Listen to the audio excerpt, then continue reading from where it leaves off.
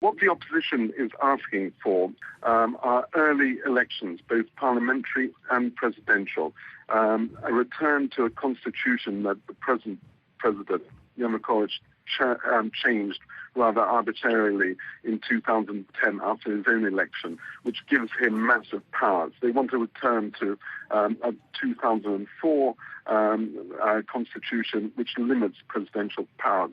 They also want word of or the freedom of dozens of activists, some of whom disappeared off the streets, were snatched by security forces weeks ago now, and some have turned up dead. They want the freedom of these activists and an amnesty for actually hundreds of people who have been charged with matters related to the demonstrations.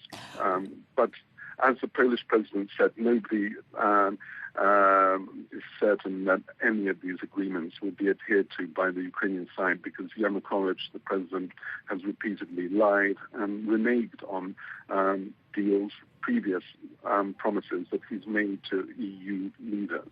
It's clear that the Ukrainian president is under a lot of international pressure, but what sort of internal pressure is he facing?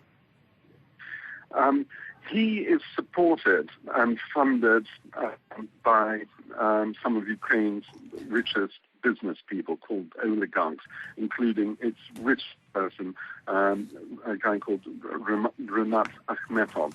And pressure has been put on these business people by EU and the US and Canadian governments because they want to integrate their businesses in the West. Many of them live in Europe. Akhmetov does, for instance. They want to continue living in Europe. They're scared of the possibility of visa bans against them and that their assets might be seized. Also, I've heard EU is now beginning the process of gathering evidence, whilst it's still fresh, about criminal acts carried out by this Ukrainian regime with a view to future prosecutions. And this, I think, may also have a good effect on the government.